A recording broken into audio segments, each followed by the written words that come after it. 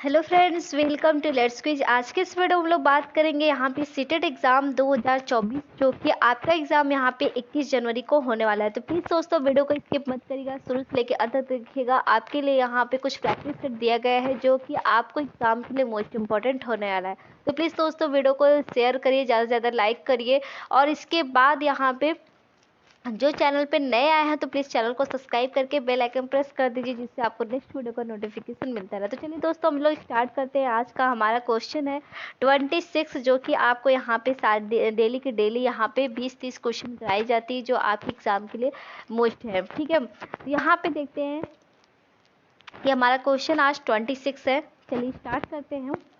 जो लाइक नहीं किए तो प्लीज़ वीडियो को लाइक जरूर कर दीजिएगा।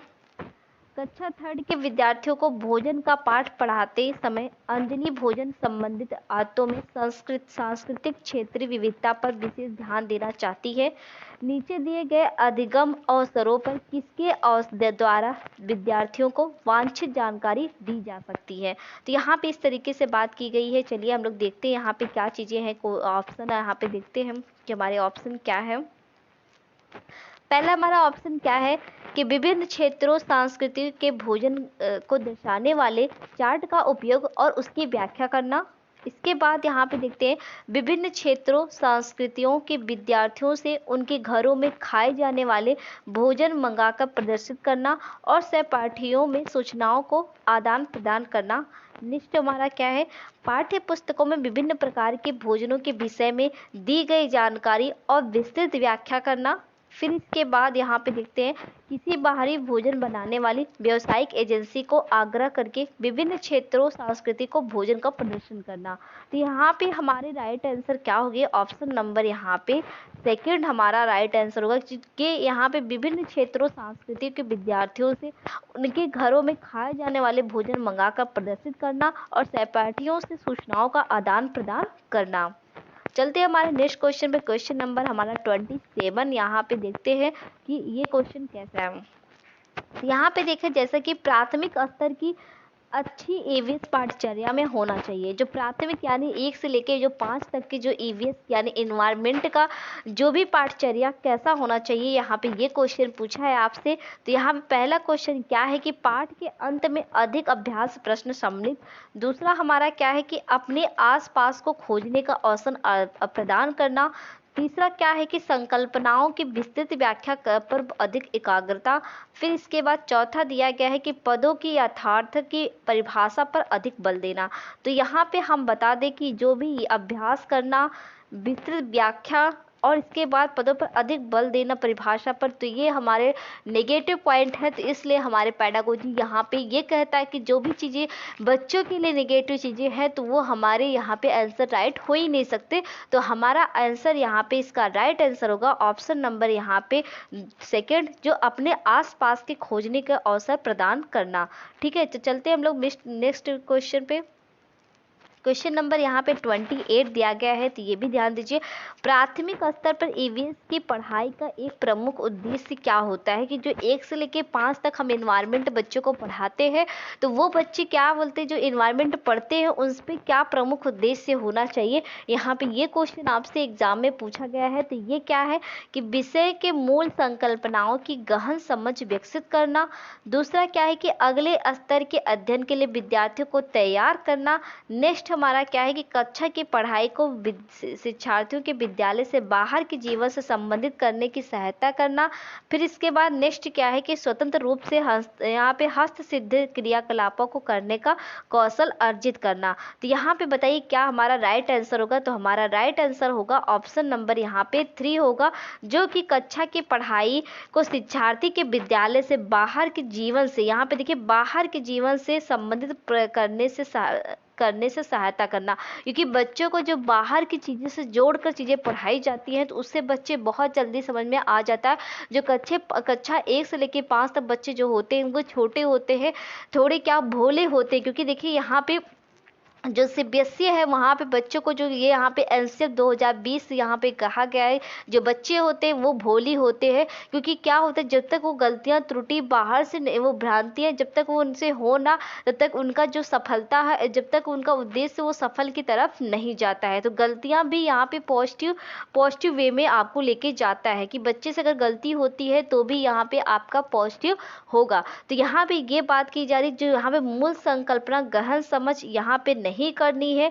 फिर अगले स्तर के लिए बच्चों को तैयार करने के लिए यहाँ पे बिल्कुल ये भी चीज़ें नहीं कराई जाएगी, क्योंकि जो चीज़ें अभी हमने और आपसे चीज़ें जब तक बातचीत नहीं अच्छे से तरीके से हो पाएगी तो कैसे बच्चे जान पाएंगे कि यहाँ पे कि चीज़ें यहाँ पे क्या हम अगले चीज़ों के लिए तैयार कैसे होंगे। ठीक है, जब तक हम इस लेवल में अच्छे से तैयार नहीं हो जाएंगे, हमारी जो दुनिया है, छोटी सी बच्ची एक है जैसे कि उसकी एक छोटी सी दुनिया होती है, जब तक वो अपनी दुनिया से मैच नहीं कर पाएगी, कैसे हम दूसरे लेवल के लिए तैयार हो पाएंगे। तो यहाँ पे चीज़ें यही बताई गई कि जो कक्षा में जो पढ़ाई शिक्षार्थी को विद्यालय से बाहर की दुनिया को से जोड़कर उसके बच्चे को पढ़ाना चाहिए, उससे बच्चे अच्छे से जल्दी से इंटरेक्ट कर पाते हैं। अब बात करते हैं क्वेश्चन नंबर यहाँ पे 29 ये कह रहा है कि जब पसंद नापसंद के बारे में चर्चा करते समय किसी छात्र ने कहा, मुझे और मेरी माँ दोनों को सांप खाना बहुत पसंद है। जब भी हमारी सांप खाने की इच्छा होती है तो हम पास के किसी होटल में जाकर लिंग हूँ फेन, यहाँ पे क्या क्या बोला गया है, लिंग हूँ फेन खाते हैं। यह छात्र कहाँ का हो सकता है। ये आपके एग्जाम में बहुत ही ज़्यादा, ये पूरी ही टॉपिक आपके एनसीईआरटी में दी गई है, तो सीबीएसई सीधा डायरेक्ट वहाँ से उठा के आपके एग्जाम में पूछ लेता है। तो ये रहा बात आपकी एग्जाम के जो चीज़ें लाइनें सीबीएसई की तरफ से एनसीईआरटी में लिखी हुई है, तो वही चीज़ें यहाँ पे सीबीएसई एनसीईआरटी की बुक से ही क्वेश्चन पूछता है, तो वो अलग से ना बना के जो सीबीएसई की एनसीईआरटी की जो लाइन होती है वही सीबीएसई आपके एग्जाम में डाल देता है। तो जो बच्चा यहाँ पे एनसीईआरटी पढ़ा होता है तो वो क्या होता है कि वहाँ पे चीज़ें समझ में जाता है कि उसने क्वेश्चन में सीबीएसई ने हमसे पूछा क्या है, तो वो चीज़ें क्या होती है वो समझ जाता है। लेकिन जैसे कि अगर कोई चीज़ें मतलब जो एनसीईआरटी नहीं पढ़ी होती तो उनके लिए ये चीज़ें थोड़ा सा यहाँ पे समझने में क्या होता है कि वो समझ नहीं पाते, उससे उनसे क्या होता है उनका 1 नंबर चला जाता है। तो प्लीज़ दोस्तों, मैंने इसके बहुत सारे एनसीईआरटी की क्लास टॉपिक वाइज मैंने ली हुई है, मैंने पूरा कंटेंट अच्छे से कराया है, जाके उसकी प्लेलिस्ट हमारे चैनल पे आपको बना हुआ है, तो जाके आप मेरे चैनल को सब्सक्राइब करके वहाँ पे 2024 करके यहाँ पे एक प्लेलिस्ट होगी ईवीएस की, उसमें पूरी क्लासेस मैंने कंटेंट वाइज अच्छे से, कुछ ही मिनट की वीडियो, ज़्यादा करके वीडियो है भी नहीं, कुछ थोड़ी थोड़ी वीडियो है, जाके आप उसे प्लीज़, अभी कुछ दिन का टाइम है, आप उसको फास्ट में 2x या फिर इसके 1.5x में भी देख सकते हैं। चीज़ें आपको अच्छे से समझाया गया है, तो वहाँ से चीज़ें आप पढ़ लेंगे तो सारे क्वेश्चन आपके लिए हवा के बराबर हो जाएगा। तो प्लीज़ दोस्तों, वीडियो को स्किप मत करिएगा, शुरू से लेकर अंत तक देखिएगा। वीडियो अभी लाइक नहीं किया तो प्लीज़ वीडियो को लाइक जरूर कर दीजिएगा। तो यहाँ पे बात की जा रही है कि 29, जो कि एक बच्चा कहता है कि मुझे और मेरी माँ को सांप खाना बहुत पसंद है। उस जो सांप खाते हैं उस भोजन का नाम क्या है, लिंगहू फेन है। तो यहाँ पे फर्स्ट क्या है कि असम, सेकंड हांगकांग, तीसरा क्या उड़ीसा, चौथा क्या अरुणाचल प्रदेश। तो यहाँ पे बताइए यहाँ पे क्या चीज़ें हैं। तो यहाँ पे इसका राइट आंसर होगा ऑप्शन नंबर यहाँ पे सेकंड, हांगकांग। हांगकांग में लिंगहू फेन ये बहुत ही प्रसिद्ध है और वहाँ पे इसे बहुत चाव से खाते हैं, ये सांप से बना हुआ होता है। चलिए हम लोग नेक्स्ट क्वेश्चन पे चलते हैं। यहाँ पे देख क्वेश्चन नंबर यहाँ पे 30, जो कि यहाँ पे ट्रेन के बारे में दिया गया है। तो नीचे दी गई कौन कौन सी जानकारी एक आरक्षित रेल टिकट से प्राप्त की जा सकती है। तो यहाँ पे ऑप्शन देखिए, ए टिकट बुक करने की तारीख और समय, यात्रा शुरू करने की तारीख का समय, ठीक है। दूसरा क्या है, डिब्बे का नंबर, बर्थ का नंबर और किराया, ये भी ठीक है। यात्रा करने का वाला नाम, आयु, लिंग, ट्रेन का नंबर का नाम और वह स्टेशन जहां से ट्रेन पकड़नी है और अंतिम स्टेशन। तो आपको यहाँ पे बता दें, जो ए है ये भी सही होता है, बी जो है वो भी सही होता है, डी है ये भी सही, पर सी नहीं होता है। यहाँ पे यात्रा करने वाले का नाम नहीं दिया रहता है। बाकी सारी चीज़ें आपकी यहाँ पे जो मेंशन की हुई है ये बहुत ही राइट आंसर है। इसका यहाँ पे जो तीनों जो है ये सही है, बाकी ऑप्शन बजाय ऑप्शन सी को छोड़कर। तो यहाँ पे आपका ऑप्शन ए, बी, फिर डी। ए बी डी यहाँ पे आपका राइट आंसर होगा ऑप्शन नंबर ए पे। तो यहाँ पे हमेशा ये ध्यान दीजिएगा, सारी चीज़ें अगर आपको यात्रा करने के ट्रेन की जो भी चीज़ें दी रही मेंशन की रही होगी सब कुछ आपका सही रहेगा, बजाय आपका यात्रा करने वाले का नाम नहीं रहता है। बाकी यहाँ पे उम्र दी जाती है लेकिन नाम यहाँ पे मेंशन नहीं की रहती टिकट पे, ठीक है। अब चलते हैं नेक्स्ट क्वेश्चन पे। क्वेश्चन नंबर यहाँ पे 31। पर्यावरण अध्ययन के शिक्षक के रूप में आप बच्चों को चिड़ियाघर ले जाने की योजना बनाते हैं, ठीक है। हाँ ठीक है भाई, कि बच्चों को हमें पर्यावरण के अध्ययन में बच्चों को हमें चिड़ियाघर घुमाने ले जाना है। आप बच्चों को निम्नलिखित में से कौन सी गतिविधि करने की अनुमति नहीं देंगे, ठीक है। यहाँ पे नहीं देंगे ये चीज़ें तो पहले आप ऑफलाइन में से गोला कर लीजिएगा कि क्वेश्चन में हमसे पूछा क्या गया है, ठीक है। ये चीज़ें आप इसे जरूर करें, क्योंकि क्या होता है ना, एग्जाम में क्वेश्चन हम पढ़ लेते हैं लेकिन नहीं क्या होता है उसे गोला नहीं करते और दिमाग से ये होता है कि पॉजिटिव वे में हमसे क्वेश्चन पूछा गया है। तो ये चीज़ें बात आपसे इसे जरूर ध्यान दीजिएगा। तो हमारा पहला पॉइंट क्या है, पहला ऑप्शन चिड़ियाघर के जानवरों के लिए बहुत सारी खाने की सामग्री ले जाना है। इसके बाद यहाँ पे देखिए पूछा गया है कि दूसरा यहाँ पे ऑप्शन चिड़ियाघर के विभिन्न जानवर कौन सा भोजन खाते हैं या पता लगाना है, या फिर चिड़ियाघर के जिन जानवरों को देखेंगे उनकी फोटो एकत्रित करना है, या फिर चिड़ियाघर में उन्होंने जो देखा उसका चित्र बनाने के लिए उनकी ड्राइंग कॉपी को साथ लेके ले जाना है। तो ये रही बात यहाँ पे चीज़ें जो बताई गई है। तो यहाँ पे आपको बता दें कि ऑप्शन आपका सेकेंड, थर्ड, फोर्थ सही है।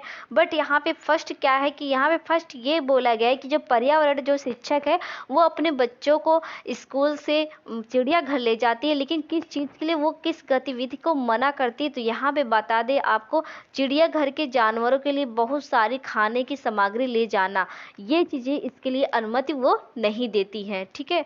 तो अब चलते हैं हमारे क्वेश्चन नंबर 32 पे चलते हैं। 32 हमारा क्या बोलता है कि मानचित्र पढ़ने के लिए आवश्यक कौशल में शामिल है अभिव्यक्ति, यहाँ पे देखिए अभिव्यक्तात्मक योग्यताओं को बाहर निकालने के लिए विलक्षण संप्रेषण कौशल। फिर दूसरा क्या है, स्थान, दूरी और दिशाओं की सापेक्ष स्थिति को समझने की योग्यता। तीसरा क्या है, ड्राइंग और पेंटिंग में विलक्षण कुशलता। चौथा क्या है कि ग्लोब पर इसे दर्शाने के लिए स्केच और गणनाओं का उपयोग करने की योग्यता। तो यहाँ पे जब मानचित्र पढ़ने के लिए आवश्यक कौशल में शामिल है, तो यहाँ पे क्या शामिल है ये क्वेश्चन आपसे पूछा जा रहा है। ऐसा आपको बता दें कि चीज़ें मानचित्र में क्या होती है, स्थान, दूरी, दिशा का इससे समझना, ये चीज़ें आपके पास योग्यता होनी चाहिए। तो हमारा राइट आंसर होगा ऑप्शन नंबर यहाँ पे सेकेंड हमारा राइट आंसर होगा कि स्थान, दूरी और दिशाओं की सापेक्ष स्थिति को समझने की योग्यता आपके पास होनी चाहिए। तो इससे क्या होगा, जो मानचित्र पढ़ने के लिए हमें आवश्यक जो हमारे कौशल होते, यही चीजें मानचित्र में आपको चाहिए कि स्थान, दूरी और दिशा किस सापेक्ष में किस स्थिति में है, ठीक है। इसकी आपकी समझ होनी चाहिए, इसका कौशल आपको होना चाहिए। क्वेश्चन नंबर 33 यहाँ पे देखिए फिर से आपके टिकट के बारे में बताया गया। पर्यावरण अध्ययन की पाठ्य पुस्तक में रेलवे टिकट का एक नमूना दिखाना है। तो एक नमूना दिखाना है, ठीक है, चलिए देखते हैं हम। तो क्वेश्चन नंबर यहाँ पे क्वेश्चन तो 33 है। ऑप्शन हमारे निष्कर्ष पर पहुँचने की बच्चों की कुशलता का विकास। ऑप्शन 2 बच्चों, यहाँ पे देखिए जो निष्कर्ष होता है ना, ये तो आपका पहले गलत हो जाता है। बच्चों को वास्तविक जानकारी से अंतर क्रिया करने का अवसर देता है, देखिए पॉजिटिव वे में लेके जा रहा है। साथ ही अवलोकन की कुशलता का विकास करता है। तो हमें देखिए यहाँ पे हमारा यही सेकंड ऑप्शन ही सही हो गया, हमें और ऑप्शन देखने की कोई ज़रूरत नहीं है। बच्चों के रेल के किराए के बारे में बता नहीं, यहाँ पे टिकट के प्रयुक्त विभिन्न संक्षिप्त कार का उपलब्ध कराता है, ये सब कुछ भी नहीं, यहाँ पे सेकेंड ऑप्शन आपका बेस्ट है। अब चलते क्वेश्चन नंबर 34 पे। दोपहर के भोजन अवकाश के बाद पर्यावरण अध्ययन पढ़ाते समय आप यह पाते हैं कि बच्चे पाठ में रुचि नहीं ले रहे हैं। तो आप क्या करेंगे जब दोपहर के समय भोजन अवकाश के बाद पर्यावरण अध्ययन पढ़ाते समय आप यह पाते हैं कि बच्चे पाठ में रुचि नहीं ले रहे, तो आप क्या करेंगे। तो बताइए, यहाँ पे ये सिंपल सा क्वेश्चन आपसे पूछा गया है। तो ऑप्शन ए बच्चों को बाहर मैदान में खेलने के लिए ले जाएंगे। ऑप्शन सेकंड, बच्चों से कहेंगे कि वे डेस्क पर सिर रखकर आराम करें। नहीं। ऑप्शन यहाँ पे थर्ड, पाठ को रोचक बनाने के लिए बहुआयामी बुद्धि पर आधारित दृश्य श्रव्य सामग्रियों का प्रयोग करें। ऑप्शन फोर, प्रकरण के तुरंत बदल देंगे। यहाँ पे आपको बता दें कि यहाँ पे क्या चीजें होनी चाहिए। ऑप्शन नंबर यहाँ पे थर्ड, ये हमारा राइट आंसर होगा कि जब चीजें यहाँ आपको सिर्फ बोलना चीजें आपको समझ नहीं, अभी कोई चीजें होगा जैसे कि मैंने आपको बहुत सारी मैराथन क्लास दी है, कंटेंट मैंने दिया है, चित्र के साथ साथ मैंने आपको श्रव्य के साथ साथ मैंने आपको दृश्य भी बताया है, तो इसलिए क्या चीजें देखिए उसकी चीजें बहुत ही बच्चों को क्या होता है आकर्षक होता है। जैसे कि हम सब आप जैसे हो गए कि अगर चीजें हम आपको बता रहे हैं कि ये एक नदी का किनारा है, तो वहाँ पे नदी का किनारा मैंने यहाँ पे चित्र आपको डाल दिया है, तो चीजें क्या होता है ये देख के ना आपको चीजें समझ में जल्दी आ जाती है। तो बच्चों का क्या यही चीजें आपको बताएगी कि बच्चे का अगर मन नहीं हो रहा है कोई पाठ पढ़ने में, तो यहाँ पे आप श्रव्य और दृश्य सामग्रियों का प्रयोग करें, जिससे क्या होता है पाठ रोचक बन जाता है। ये बातें यहाँ पे बताई गई है। अब चलते हैं हमारे नेक्स्ट क्वेश्चन पे। क्वेश्चन नंबर यहाँ पे 35 दिया है। ग्रामीण क्षेत्रों में गाय के गोबर से झोपड़ी की दीवारों और फर्श को लीपा जाता है, तो यहाँ पे क्यों लीपा जाता है, इसका रीजन यहाँ पे पूछा गया है।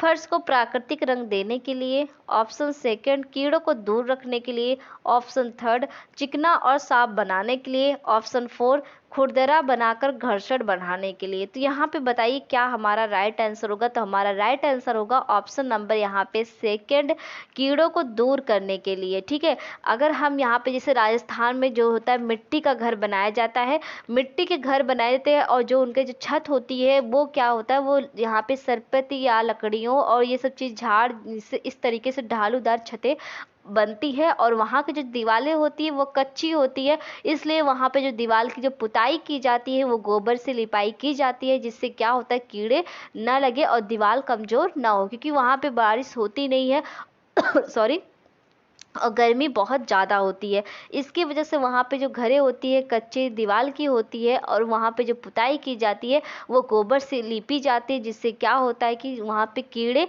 ना लगे, दीवारें कमज़ोर ना हो। तो ये रही बात। आपको यहाँ पे दो चीज़ें, एक क्वेश्चन पे दो क्वेश्चन आपको समझ में दो आंसर मिल गया होगा कि राजस्थान में कच्ची दीवारों से घरें बनती है, मोटी दीवारों से घर बनती है, और जो उनकी छप्पर होती है वो यहाँ पे लकड़ियों झाड़ झकड़ियों से बनती होती है, और ऊपर से ढालूदार छतें होती है, वहाँ पे बारिश नहीं होती है। ये रहा आपके बारे में वहाँ पे राजस्थान के बारे में, घरों के आवास के बारे में। ठीक, इसके बाद अब बात करते हैं हमारा नेक्स्ट क्वेश्चन 36, क्वथन उबालना और वाष्पीकरण में अंतर। ऑप्शन ए, क्वथन से द्रव का आयतन कम हो जाता है जबकि वाष्पीकरण में नहीं। दूसरा हमारा क्या है, क्वथन में द्रव से वाष्प में परिवर्तन देखा जा सकता है जबकि वाष्पीकरण देखा नहीं जा सकता। क्वथन से जल की अवस्था बदल जाती है जबकि वाष्पीकरण में नहीं। ऑप्शन फोर, वाष्पीकरण किसी भी ताप पर हो सकता है जबकि क्वथन नहीं। हमारा राइट आंसर होगा ऑप्शन नंबर यहाँ पे फोर, वाष्पीकरण किसी भी तापमान पर हो सकता है जबकि क्वथनांक नहीं। ठीक है, अब क्वेश्चन नंबर यहाँ पे 37, पर्यावरण अध्ययन की कक्षा में अवधारणाओं को स्पष्ट करने के लिए कविताओं और कहानी का प्रयोग करना। तो यहाँ पे क्या होगा, ऑप्शन देखते हैं हमारा। तो बच्चों में विद्यमान भाषिक एवं सांस्कृतिक विविधता को ध्यान में रखता है। ऑप्शन यहाँ पे सेकंड की उचित दिशा में बच्चों की ऊर्जा को संकेंद्रित करता है। ऑप्शन थर्ड, पाठ को आनंददायक और रोचक बनाने में मदद करता है। ऑप्शन फोर की स्थानीय एवं विश्व स्तर पर संसार की प्रकृति को खोजना और कल्पना करने की योग्यता पर विकास मदद करता है। तो हमारा राइट आंसर होगा ऑप्शन नंबर यहाँ पे फोर। अब चलते हैं क्वेश्चन नंबर यहाँ पे देखिए, एनसीएफ से आपको क्वेश्चन देखने को मिला है। राष्ट्रीय पाठचर्या रूपरेखा एनसीएफ 2005 ने कक्षा फर्स्ट और कक्षा सेकंड के लिए पर्यावरण अध्ययन के किसी पाठ्यक्रम या पाठ्य पुस्तकों की संतुष्टि, यहाँ पे देखिए संतुष्टि नहीं की, इसके लिए सबसे उपयुक्त कारण क्या होगा। तो पर्यावरण अध्ययन केवल 3rd से आगे की कक्षाओं के लिए है। ऑप्शन यहाँ पे कक्षा 2nd और 1st और 2nd शिक्षार्थी पढ़ना लिखना नहीं जानते हैं। ऑप्शन 3rd यहाँ पे संदर्भ युक्त अधिगम परिवेश प्रदान करना। ऑप्शन 4 यहाँ पाठ्यक्रम का भार कम करने के लिए। तो यहाँ पे ऐसा कुछ भी नहीं है, तो हमारा राइट आंसर होगा ऑप्शन नंबर यहाँ पे 3rd हमारा राइट आंसर होगा, संदर्भ युक्त अधिगम परिवेश प्रदान करना। अब चलते हैं हमारे क्वेश्चन नंबर 39, देखते हैं यहाँ पे क्या पूछा गया है। कक्षा 5 की अध्यापिका, यहाँ पे देखिए सॉरी, कक्षा 5 की अध्यापिका कविता चाहती है कि उसके विद्यार्थी आसपास के पौधों का अवलोकन करें। सार्थक अधिगम के लिए उसे बच्चों को क्या करने के लिए प्रोत्साहित करना चाहिए। तो सार्थक अधिगम सीखने के लिए उसे बच्चों को क्या करना चाहिए, ये क्वेश्चन आपके एग्जाम में आपके यहाँ पे प्रैक्टिस सेट में ये पूछा गया है कि बताइए क्या करना चाहिए। तो ऑप्शन ए समझना कि पौधे हमारे लिए उपयोगी होते हैं, अधिकतम पौधों का नाम लिखना, या ऑप्शन 3rd उनकी ऊंचाई, पत्तियों, गंध और उगने के स्थान पर अंतर का अवलोकन करना। ऑप्शन यहाँ पे 4th समझने कि पौधे में सजीव होते हैं।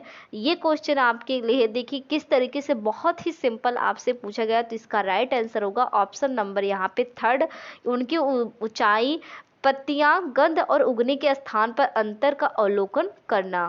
क्वेश्चन नंबर यहाँ पे 14 देखते हैं, 40 देखते हैं, जो कि ये क्वेश्चन का लास्ट, इस वीडियो का लास्ट क्वेश्चन है। प्राथमिक स्तर पर मानचित्रांकन सीखने से शिक्षार्थियों में निम्नलिखित में से किस कौशल को बढ़ावा मिलता है। तो ऑप्शन ए गणनाएं और अनुमान, ऑप्शन यहाँ पे 2nd माप के अनुसार चित्रण करना, फिर यहाँ पे 3rd सापेक्ष स्थिति और दिशा बोध की जानकारी, ऑप्शन यहाँ पे 4th साफ सुथरा रेखांकन। तो यहाँ पे बताइए क्या चीजें होगी। तो यहाँ पे इसका राइट आंसर होगा ऑप्शन नंबर यहाँ पे 3rd सापेक्ष स्थिति और दिशा बोध की जानकारी। तो यहाँ पे अभी जैसे कि मैंने आपको अभी मानचित्र के बारे में बताया कि आपको यहाँ पे मानचित्र के बारे में अगर जानना है, तो आपको जो आपके अंदर अगर वो कौशल है, तो आपको ये कौशल होना चाहिए जो दिशा हो, इसके बाद दिशा सापेक्ष स्थित दिशा बोध की जानकारी होनी चाहिए। ठीक है, तो ये रही बात आपके यहाँ पे ईवीएस की जो क्वेश्चन जो आपके एग्जाम में पूछा जाता है, ये सारे क्वेश्चन वहाँ से लाया गया है। तो प्लीज़ दोस्तों वीडियो को कॉपी करिए और अपने दोस्तों, फ्रेंड, फेसबुक, इंस्टा, टेलीग्राम पे जहाँ भी आपका ग्रुप बना हो, तो प्लीज़ दोस्तों वहाँ पे जरूर शेयर करिएगा, ज़्यादा से ज़्यादा शेयर करिएगा और वीडियो को लाइक जरूर करिएगा। चैनल पर नए आया है तो चैनल को सब्सक्राइब करके बेल आइकन प्रेस कर दे, जिससे आपको हर अपडेट न्यूज़ के साथ साथ वीडियो भी प्रोवाइड की जाती है, वो सब कुछ आपको मिलेगा। और आपको बता दें, अगर आपको इस वीडियो की लिंक और कुछ नोट्स चाहिए फ्री में, तो प्लीज़ इस वीडियो के डिस्क्रिप्शन बॉक्स में मैं अपना टेलीग्राम चैनल मेंशन कर दूंगी, जाके आप वहां से जुड़ सकते हैं मेरे टेलीग्राम से, जो कि आपको फ्री नोट्स और वीडियो की लिंक और कुछ अपडेट चीज़ें आपको वहाँ पे हमेशा मिलती रहेंगी। तो प्लीज़ दोस्तों अगर आपको वीडियो पसंद आए तो प्लीज़ लाइक जरूर कर दीजिएगा। चलते हैं, मिलते हैं हम लोग नेक्स्ट वीडियो में नई एनर्जी के साथ। Thank you for watch video.